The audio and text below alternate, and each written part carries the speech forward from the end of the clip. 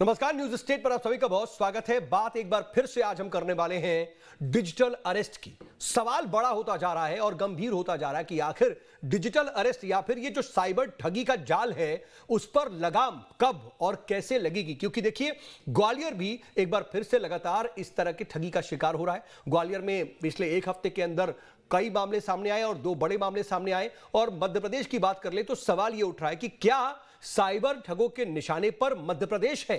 यहां पर लगातार मामले बढ़ रहे हैं और ग्वालियर का हम जिक्र कर रहे हैं तो यहां पर एक बार फिर से एक डॉक्टर को डिजिटल अरेस्ट करने का मामला सामने आया। इस बार ठगों ने ग्वालियर के जिला मलेरिया अधिकारी डॉक्टर विनोद दौनेरिया को टारगेट किया। उन्हें वीडियो कॉल पर डराया, धमकाया गया। उनका मोबाइल नंबर, मनी लॉन्ड्रिंग, अश्लील चैट, पोर्नोग्राफी केस में ट्रेस किया गया, यह बताया गया।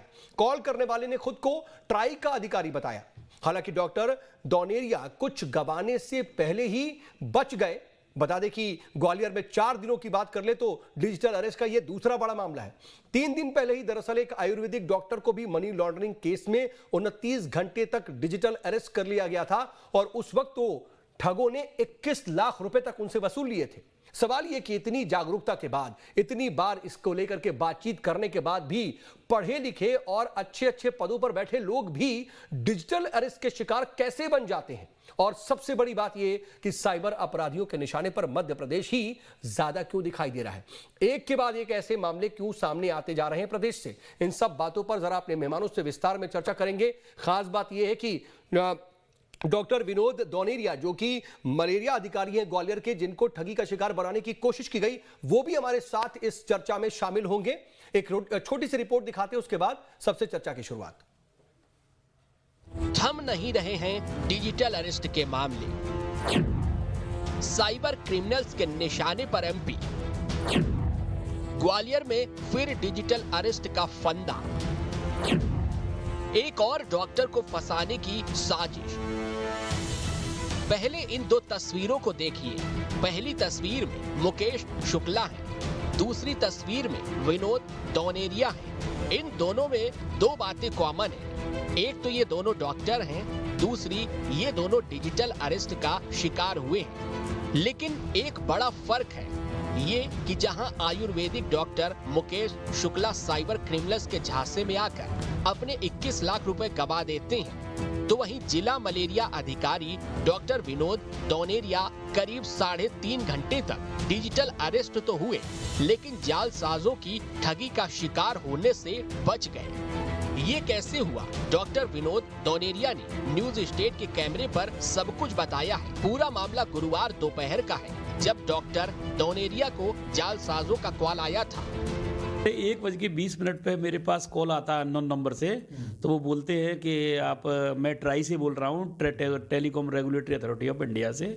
बोले आप डबल सिम यूज कर रहे हैं, आपके एक सिम से आपके पास मुंबई में तिलक नगर थाना में आपके खिलाफ कई धारा बताई उन्होंने। इसमें मनी लॉन्ड्रिंग, सेक्सुअल हरासमेंट और पोर्नोग्राफी की रिपोर्ट दर्ज है। इसमें आपको अरेस्ट वारंट जारी किया गया है, तो आपको 5 बजे तक अरेस्ट कर लिया जाएगा। उसके बाद मुंबई पुलिस का वीडियो कॉल मेरे पास आता है। इसमें वीडियो कॉल में पूरे एक पीछे आईपीएस और पुलिस वाले खड़े हुए दिखाई देती हैं। तो मुझे लगा कि वाकई मुंबई पुलिस से होंगे, क्योंकि पूरा सेटअप पूरा बढ़िया अच्छा सा था। साइबर अपराधियों ने डॉक्टर दौनेरिया को अपने बीवी बच्चों से दूर रहने की हिदायत दी। उन्हें बंद कमरे में अकेले जाने का निर्देश भी दिया ताकि मामले की किसी को भनक न लगे। उन्होंने मुझे करीबन 3.5 घंटे तक, चूंकि मेरी मोबाइल की स्क्रीन शेयर करा ली थी उन्होंने। स्क्रीन शेयर कराने से वो जो भी कॉल आ रहे थे उन्होंने कह दिया कि कॉल किसी का नहीं उठाना है, क्योंकि आप पुलिस के रिकॉर्ड पे हैं, पुलिस के रिमांड पर हैं, आपकी पूरी रिकॉर्डिंग हो रही है इस समय। पूरे घर में कैमरा घुमाया और बोलते हैं कि आप कि घर में किसी को नहीं बताओगे, बीवी बच्चों किसी को नहीं बताओगे। तो उसके बाद में फिर उन्होंने मुझसे कहा एक बंद कमरे में बैठ जाइए, बंद कमरे में बैठ जाइए, मोबाइल को चार्ज पे लगाइए, एक पानी की बोतल रख लीजिए। डॉक्टर दौनेरिया को अपने झांसे में लेने के लिए, उनसे ठगी कर पैसे वसूल करने के लिए साइबर अपराधी हर पैतरा अपना रहे थे। डॉक्टर के मोबाइल नंबर का हवाला देकर उनसे सेक्स चैट और मनी लॉन्ड्रिंग होने का डर दिखाया जा रहा था। अपराधी किसी तरह से डॉक्टर दौनेरिया से पैसे निकाल लेना चाहते थे। शुरुआत 50,000 की डिमांड से हुई। तो मैं समझने लगा कि फिर उन्होंने पैसे मांगे कि 50,000 रुपये जमा कर दीजिए आपके रिजर्व बैंक ऑफ इंडिया से आपका नहीं तो खाता सील्ड हो रहा है। उन्होंने वो भी लेटर मेरे पास भेजा कि आपका फ्रीज कर दिया जाएगा 90 दिन के लिए, यदि आप नहीं करते हो तो आप कोई काम नहीं कर पाएंगे, आप कोई ट्रांजैक्शन नहीं कर पाएंगे, और 50,000 भेज दो, हम उस खाते में भेज देंगे, तो उससे हमें यह पता चल जाएगा कि आप सही विनोद दोनेरिया हो कि कोई बोई वाले हो जो आपके पास केस लगा हुआ है। ग्वालियर जिले के मलेरिया अधिकारी डॉक्टर विनोद दौनेरिया साइबर अपराधियों के झांसे में आने से लगातार बचते रहे। इधर उनका बेटा इस वीडियो कॉल के फर्जी होने का इशारा करता रहा और आखिरकार डॉक्टर दौनेरिया ने हिम्मत करके कॉल काटा। फिर अपने एक जानने वाले पुलिस अधिकारी को पूरे मामले की जानकारी दी। बच्चा बार बार बोल रहा था पापा फ्रॉड होने जा रहा है, अब काट दो। फिर मैंने फ़ोन काट दिया। उसके बाद मैंने IPS राकेश अगर जी हैं यहाँ ग्वालियर में, जो कि वो पहले से जुड़े हुए मेरे, तो उनका नंबर मेरे पास था मोबाइल में, तो मैंने उनसे बात की तो उन्होंने कहा डॉक्टर साहब कुछ नहीं है, आपके साथ फ्रॉड हो गया होता, आप बच गए। ग्वालियर के विनोद दौनेरिया साइबर ठगी का शिकार होते होते बच गए। वो घंटों डिजिटल अरेस्ट तो हुए, लेकिन उन्होंने जल्दबाजी नहीं की और न घबराए, जिसका नतीजा ये हुआ कि वो जालसाजों के मंसूबों को नाकाम करने में कामयाब हुए और अपनी गाढ़ी कमाई को बचा लिया। कोई तो ऐसा है जो डेटा ऐसे लोगों तक पहुंचा रहा है, इसलिए जरूरत है कि अपने डेटा की गोपनीयता बनाए रखिए, नहीं तो किसी का भी नंबर आ सकता है और कोई भी डिजिटल अरेस्ट होकर ऐसे ठगों के हाथों में अपनी पसीने की कमाई ट्रांसफर कर सकता है। Vinod Sharma, news state Gwalior. तो आप ये समझिए कि जरा सी सावधानी बरती और जरा सा अपने आप को सतर्क रखा और डॉक्टर विनोद ने अपने आप को इस बड़ी ठगी से बचा लिया। लेकिन कुछ दिन पहले ही देखिए, आयुर्वेदिक डॉक्टर थे, ग्वालियर से ही थे डॉक्टर मुकेश, उनके साथ क्या हुआ, 21 लाख रुपए वो गंवा बैठे।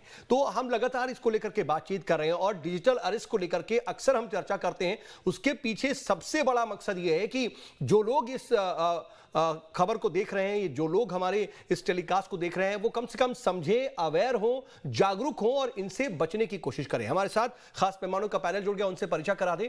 3 खास मेहमान हैं। खुद मेरे साथ डॉक्टर विनोद दौनेरिया, जो कि मलेरिया अधिकारी हैं ग्वालियर में, जिनसे ठगी की कोशिश की गई, वो मौजूद है। डॉक्टर विनोद, आपका बहुत स्वागत है। इसके अलावा मेरे साथ साइबर एक्सपर्ट शोभित चतुर्वेदी जी भी मौजूद हैं। शोभित जी, बहुत स्वागत। और साथ ही पूर्व DGP रामनिवास यादव जी भी मौजूद हैं। रामनिवास सर, एक बार फिर से आपका बहुत स्वागत। मैं डॉक्टर विनोद आपसे ही सबसे पहले चर्चा की शुरुआत करना चाह रहा हूं। सबसे पहले तो मैं चाहूंगा कि आपका जो एक्सपीरियंस रहा, जो अनुभव रहा, जरा हमारे दर्शकों के लिए वो साझा कीजिए और उनसे क्या कहना चाहेंगे, लोगों से क्या अपील करेंगे अपनी आप बीती के बाद। सर नमस्कार। नमस्कार जी। आपके चैनल के माध्यम से मैं सभी लोगों से यही कहूंगा कि कोई अननोन कॉल आए या कोई +91 के अलावा कोई कॉल आती है तो उसको नहीं उठाएं। कोई video call, WhatsApp video call आती है तो उसको बिल्कुल नहीं रिसीव करें। और मेरे साथ आज कल घटना हुई थी, 1:22 में मेरे पास कॉल आता है अननोन नंबर से। बोलते हैं कि मैं ट्राई से एक अधिकारी बोल रहा हूँ। तो मैंने कहा ट्राई क्या होता है, मैंने जानबूझ के पूछा। तो बोलते हैं telecom regulatory authority of India से बोल रहा हूँ। बोले आपकी सिम 2 घंटे में बंद हो जाएगी। मैंने कि क्यों? बोले कि आपका नाम ये है, आपका मोबाइल नंबर ये है। फिर उन्होंने मेरा आधार कार्ड का नंबर पूरा बताया। बोले कि आपके पास आधार कार्ड अभी है जेब में? मैंने बिल्कुल है। बोले आधार कार्ड आप मिलाइए, नंबर मिलाइए। नंबर है ये? मैंने कि बिल्कुल मेरा नंबर यही है। उसके बाद में उन्होंने मुझसे बोला कि आपके द्वारा एक सिम खरीदी गई है महाराष्ट्र में, जिसके द्वारा आपके द्वारा कई लोगों को अश्लील सामग्री, sexual harassment, money laundering and pornography के वीडियो भेजे गए हैं। इस कारण आपको अरेस्ट किया जा रहा है मुंबई पुलिस द्वारा। तो मैंने कहा सर ऐसा तो मेरा कोई बात ही नहीं है, मैंने तो किसी से कोई बात नहीं करी, मेरा एक ही नंबर है, मैं एक ही नंबर चलाता हूँ। नहीं, आप फंस चुके हैं। आप 2 घंटे बाद वो 5 बजे आपको अरेस्ट कर लिया जाएगा। अभी मैं आपको चूंकि आप क्या करते हैं? मैंने कि मैं डॉक्टर हूँ। तो पूछा, पूरे डिटेल पूछा क्या करते हैं? मैंने कि मैं डिस्ट्रिक्ट मलेरिया ऑफिसर हूँ ग्वालियर में। तो उन्होंने मुझसे बोला कि आप अच्छे आदमी लग रहे हैं, एक काम करते हैं, हम आपकी कॉल को मुंबई पुलिस को फॉरवर्ड करते हैं अभी आपके पास उनका कॉल आएगा तो आप बता दीजिए। वो मैसेज ये है कि आप मुंबई में, आप ग्वालियर में हैं, कितनी दूरी है? मैंने कि करीबन 1000 किलोमीटर दूरी है मेरे यहाँ से, ग्वालियर से। तो बोले वो 5 बजे आज अरेस्ट कर लेंगे, जब तक उससे पहले आपको बोलते हैं कि जब से उससे पहले आप उनसे ऑनलाइन एप्लीकेशन के लिए रिक्वेस्ट कर लेना कि सर मेरा प्रॉब्लम यही सॉर्ट आउट कर दीजिए। उसके बाद मेरे पास व्हाट्सएप वीडियो कॉल आती है, उसमें पूरा सेटअप दिखाई देता है। पीछे एक पूरा पुलिस का मोनो रहता है, महाराष्ट्र पुलिस का, और दोनों तरफ ध्वज लगे रहते हैं, और टेबल कुर्सी बढ़िया आराम से 3-4 पुलिस वाले दिखते हैं, और एक आईपीएस की ड्रेस में एक आदमी बैठा हुआ दिखता है। बोलते हैं डॉक्टर साहब बिल्कुल घबराइए मत, हम मुंबई पुलिस से हैं। और फिर उसके बाद उनका जो वीडियो था बिल्कुल गायब हो जाता है, ब्लैक हो जाता है, ब्लर पीछे का पर्दा। उसके बाद में सर वो बोलते हैं कि आपके पास, हमारे पास अरेस्ट वारंट है, 5 बजे आपको पुलिस उठा लेगी ग्वालियर से। मैंने किस जुर्म में? तो बोले पहले ये बताइए कि आपका कहीं आधार कार्ड गुमा है क्या, कहीं आप आधार कार्ड कहाँ देते हैं? तो मैंने की बात क्या हुई है? बोले कि आपके खिलाफ तिलक नगर थाना महाराष्ट्र में, मुंबई में ये 3 चीजें हैं, सेक्सुअल चैट और मनी लॉन्ड्रिंग और पोर्नोग्राफी की एवज में आप पे एक अरेस्ट वारंट निकला हुआ है, आपको 5 बजे पुलिस गिरफ्तार कर लेगी। इसके अलावा आप मुझे बताया नरेश गोयल जो कि जेट एयरवेज के मालिक हैं, उनके साथ मनी लॉन्ड्रिंग का केस हुआ था, तो उसमें 247 लोग जुड़े हुए हैं, 247, तो उसमें आपका भी नाम है। फिर उसके बाद मुझसे बोलते हैं कि आप जैसे कई लोगों के नाम है इसमें, कई लोग आईएएस आईपीएस हैं। फिर उन्होंने मुझसे कहा कि व्हाट्सएप से वीडियो कॉल चल रही थी कि आप स्क्रीन शेयर कर दीजिए। तो मैंने कि मैं तो जानता ही नहीं स्क्रीन शेयर करना। फिर उन्होंने मुझे पूरा डिटेल बताया कि 3 बिंदी पे जाओ, फिर इस पे स्क्रीन करिए, स्क्रीन करा ली। फिर बोलते हैं कि आप गाड़ी में बैठे रहिए, गाड़ी के शीशे लगा लीजिए, आवाज नहीं आनी चाहिए क्योंकि आप पुलिस रिमांड पे हो, इन्वेस्टिगेशन चल रहा है आपका, आप बिल्कुल नहीं घबराएं। तो कुल मिलाकर के उन्होंने अपनी बातों से, अपने वीडियो कॉल के सेटअप से आपको पूरा यकीन दिला दिया कि आप वो सच बोल रहे हैं और आप सच में किसी अधिकारियों के साथ में हैं, आपका इंटरोगेशन चल रहा है और आप कहीं ना कहीं पुलिस इन्वेस्टिगेशन का हिस्सा है, ऐसा यकीन बना दिया। लेकिन मैं समझना चाहूंगा सर कि ये तो ठीक है, उन्होंने इस तरह का पूरा एक जाल बिछाया और आपको जाल में फंसा लिया, लेकिन वो मोमेंट, वो पल क्या आया, वो कैसा लम्हा था, या फिर वो क्या वजह रही जिसकी वजह से आपको ये लगा कि आप डिजिटल अरेस्ट का या डिजिटल ठगी का शिकार हो रहे हैं? और वो मोमेंट क्या था, कैसे आप उससे बचे और कैसे उनकी फोन काटा आपने? सर असल में क्या हुआ, फिर उन्होंने मुझसे बोला, मुझे मेरे व्हाट्सएप पे वो अरेस्ट वारंट भेजा, तो उसमें क्राइम ब्रांच मुंबई पुलिस लिखा हुआ था उसपे। फिर उसने के बाद एक ईडी का भी लेटर भेजा, और फिर उसके बाद उन्होंने बोले कि आपकी गिरफ्तारी तो होगी रहेगी। तो मैंने कि ऐसे मैंने कुछ किया ही नहीं है। बोले अब एक काम करते हैं, आप अच्छे आदमी लग रहे हैं, अभी मैं आपको अपने सीनियर अधिकारी से बात कराता हूँ। फिर वो सीनियर अधिकारी के नाम पर फिर थोड़ी देर बाद बोलता है कि आप आई एम हियर बोलते रहिए, अधिकारी बात करे तो आप जय हिंद बोलना उनसे, क्योंकि वो बड़े अधिकारी हैं, हो सकता है आपको बचा ले जाएं। उससे पहले सर उन्होंने मुझे क्या किया कि मेरी गाड़ी पर उस पे व्हाट्सएप शेयरिंग चल रही थी, तो उसमें बैटरी बैकअप कम हो रहा था। बोलते हैं कि आप घर जाइए तत्काल, और घर में उस पे चार्जर पे मोबाइल लगाइए और पानी की बोतल रख लीजिए। लेकिन आपको ये पता कैसे चला कि आप कहीं ना कहीं शिकार हो रहे हैं, ट्रैप हो रहे हैं, और आपने कैसे, वो कहते हैं ना कि वो बत्ती कैसे जली, आपको लगा कैसे कि ऐसा हो रहा है मेरे साथ और मैं उससे बचना चाहिए मुझे? जी सर, तो उसमें क्या हुआ सर, कि बत्ती ऐसे जली कि जैसे ही उन्होंने मुझसे मेरे पास अरेस्ट वारंट भेजा, और भी कई कागज भेजे, और बैंक का स्टेटमेंट भेजा जिसमें मेरे नाम लिखा हुआ था, विनोद दोनरिया, आधार नंबर वही। उसके बाद उन्होंने ये बोला कि चलो ठीक है, आपने नहीं किया, आप अपने आप को सिद्ध कैसे करोगे कि आप सही है? तो आप एक काम करें, आप अभी रिजर्व बैंक ऑफ इंडिया का लेटर आपके पास आ रहा है, उसमें आपका खाता सील्ड हो जाए, फ्रीज हो जाएगा। आप एक काम करें, 50,000 रुपये उसमें डाल दें, एक अकाउंट नंबर देंगे, आप यूनो चलाते हैं, और बहुत सारी बात है कि उन्होंने तो कि आप कितना गोल्ड है, कितना सामान है, कितनी अचल संपत्ति है, अगर इसके बाद हम पूरा रिकॉर्ड में रख रहे हैं, अगर उससे ज्यादा पाया जाता है तो आप उसके बाद में सर उन्होंने बोला कि हम अकाउंट नंबर दे रहे हैं, इसमें 50,000 रुपए कर दीजिए। तो फिर मुझे लगा कि जगह अब मैं कहीं ना कहीं ठगी का शिकार हो रहा हूँ। तो फिर मैंने अपनी वाइफ से एक इशारा करके डायरी में लिख दिया कि बच्चे को बुला लो। तो बेटा मेरा लाइब्रेरी गया हुआ था, तो मिसेज ने उसको लाइब्रेरी से बुलवाया तत्काल।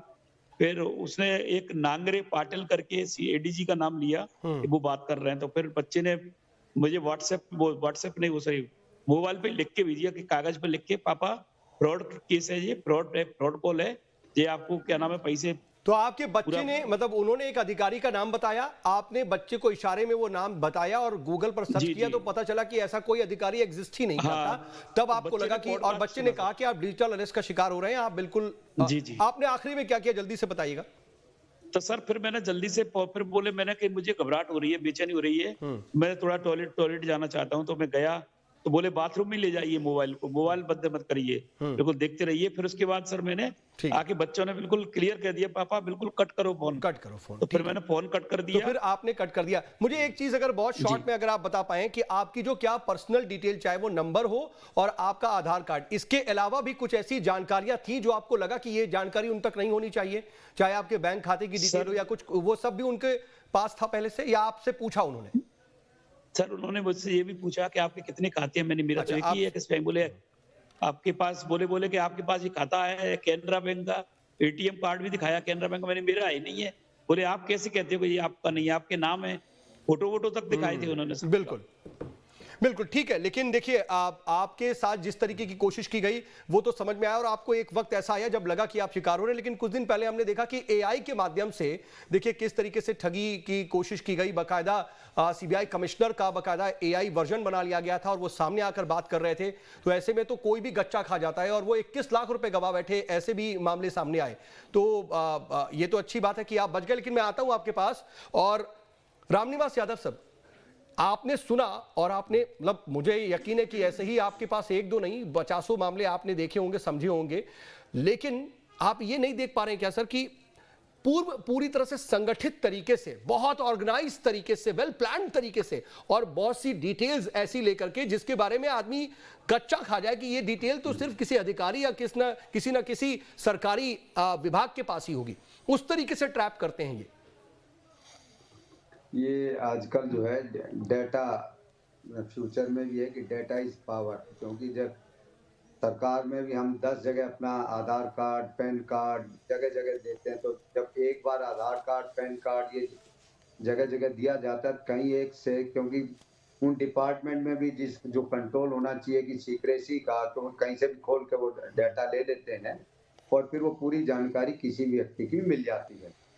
तो ये सरकारी विभागों को भी कि इतनी जानकारी की आवश्यकता ना हो, वो हम करना चाहिए। और अब तो एक तरीके से सबका आधार कार्ड, पैन कार्ड सारे मार्केट में ही है, उसके आधार पर फोटो, फिर उसी तरीके से पूरी गूगल से जानकारी लेके, फिर गूगल प्रोफाइल लेके सबकी चीजें इस प्रकार से जो करते हैं, तो उसमें फिर बाकी ये कहें कि 90% जानकारी तो उनके पास है, 10% जानकारी को मूव करते हैं, निकलवा लेते हैं। लेकिन रामनिवास सर, एक सिचुएशन ये है कि जब भी हम प्रॉब्लम की जब बात करते हैं, सॉल्यूशन जरूरी हो जाता है जानना। जब सॉल्यूशन की बात करते हैं तो हमारे पास यही आता है कि आप ओटीपी शेयर ना करें, कोई अनजान लिंक से आप क्लिक ना करें। अभी विनोद सर भी यही बता रहे थे कि कोई अनजान नंबर को रिसीव ना करें, वीडियो कॉल रिसीव ना करें, +91 के अलावा कोई नंबर आए तो आप उसको कहीं ना कहीं संदिग्ध तरीके से देखें। ये तो सिर्फ प्रिकॉशन हो गया कि precaution is better than cure, बचने का तरीका। लेकिन अगर कोई ट्रैप हो जाता है तो फिर ऐसे अपराधियों को ट्रैक करना, उनसे रिकवरी करना या फिर उस ठगी को रोक पाना, इसका तंत्र कितना हमारा स्ट्रांग है?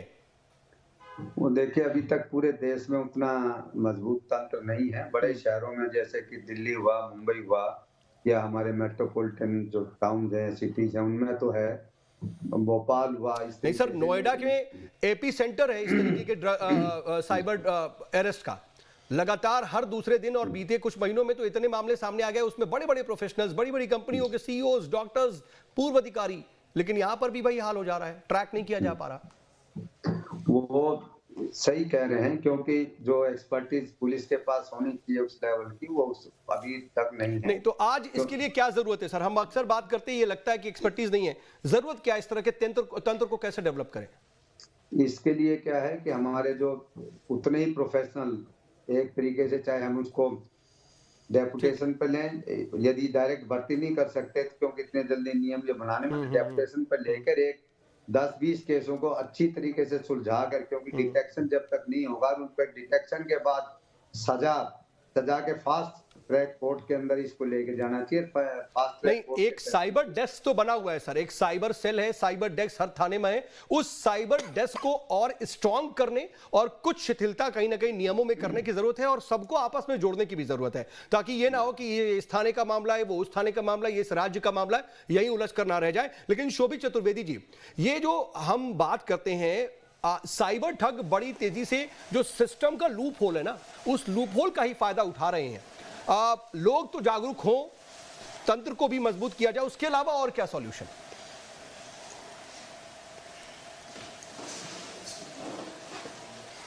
देखिए, सबसे मेन चीज़ है कि जब भी हम किसी सरकारी संस्थान या प्राइवेट संस्थान में जाते हैं तो कागज़ों से ये लेते हैं डेटा, तो डेटा ना लेते हुए उसको ऑनलाइन वेरिफिकेशन करना चाहिए। जैसे हम बैंक जाते तो बोलते आप फोटोकॉपी दे दीजिए, आप ये दे दीजिए, उसके बाद वो फोटोकॉपी जमा नहीं होकर उसको स्कैन करके वो लोग कहीं ना कहीं वेस्ट कर देते हैं। या हम किसी ऑनलाइन जगह लोन लेते हैं, कुछ करते तो कहीं ना कहीं वेस्ट, ये कहीं ना कहीं लीक होने की संभावना है।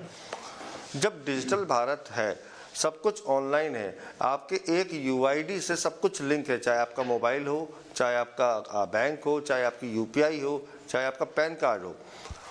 तो फिर बार बार ये क्यों उनसे लोगों को बोला जाता है कि आप अपना आधार कार्ड केवाईसी कराइए, आप अपना ये कराइए, और कहीं ना कहीं यहाँ से डाटा लीक हो रहा है, किसी ना किसी पैटर्न में डाटा लीक हो रहा है, क्योंकि ये सारी डिटेल्स कहीं ना कहीं जा रही है। नहीं शोभित जी, एक चीज और देख रहा हूं मैं, जो ये पैटर्न है ना, ये ऑर्गेनाइज पैटर्न की हम लोग बात कर रहे थे अभी रामनिवास सर से। उस ऑर्गेनाइज पैटर्न में हम देख रहे हैं कि अलग अलग उसके विंग बन गए, मतलब एक ऐसा एक पूरा का पूरा नेटवर्क है और ऐसे लोग हैं, गैंग है जो फर्जी क्या कहते हैं, बैंक खाते प्रोवाइड कराता है। वो लोगों के, आम लोग, मजदूरों के, किसानों के बैंक खाते खोलता है और लोगों को बेचता है। 10-10 हजार में ऐसे भी मामले सामने आए थे, और फिर उन खातों में ट्रांजैक्शन किया जाता है। तो एक गैंग अलग है। फिर उसके अलावा जो ये डिटेल्स इकट्ठा करने की लोगों की बात है, जो पर्सनल डिटेल्स है, उसको प्रोवाइड करने, लीक करने, बेचने, खरीदने का एक गैंग अलग है। मुझे लगता है कई लोग एक साथ मिलकर के एक नेटवर्क में काम करने लगे।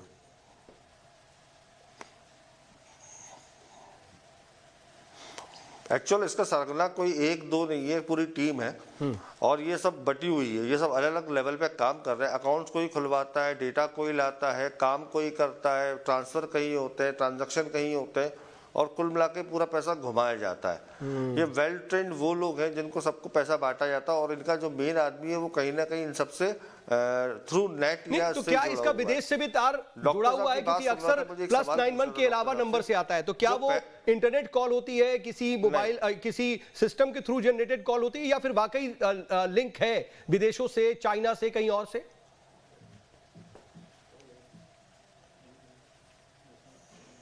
नहीं, वैसे जहाँ तक देखा जाए ये वॉइस कॉल है।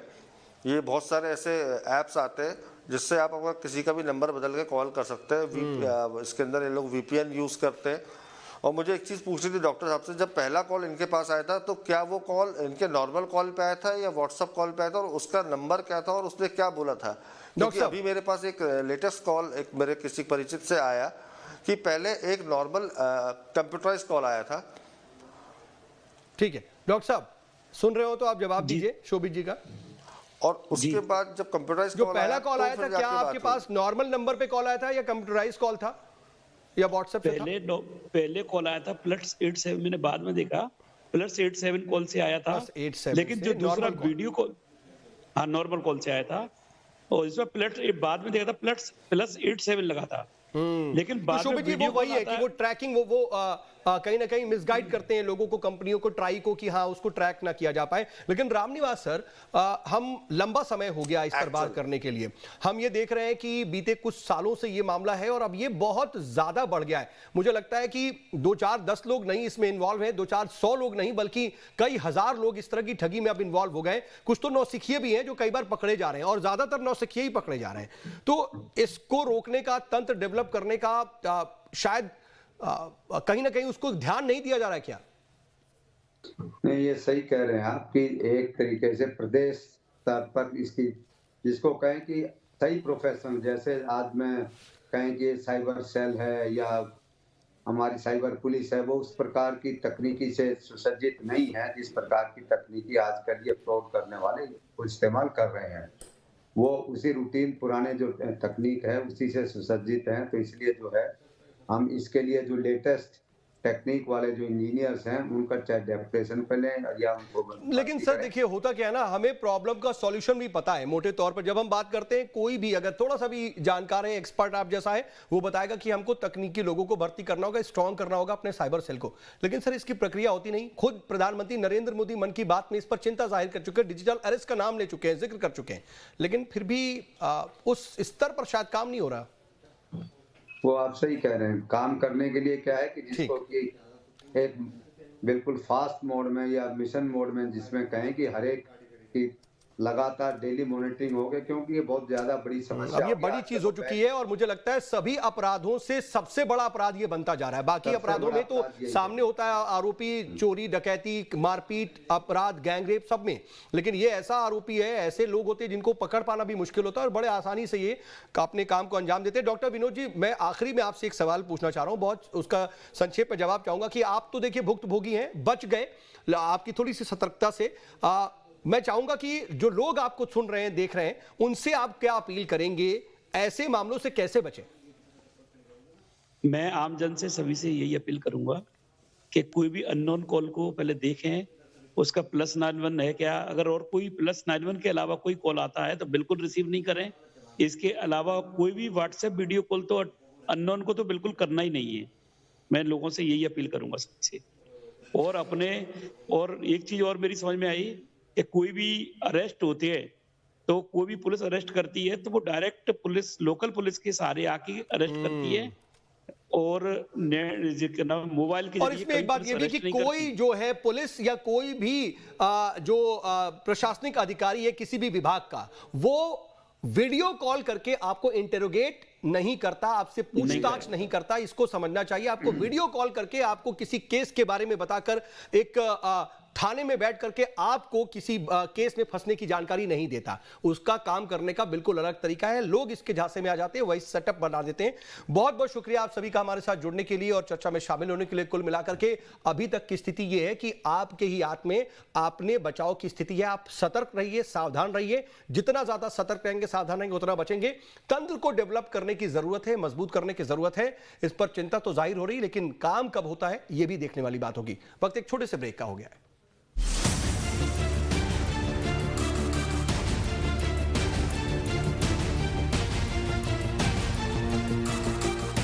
आपके डेली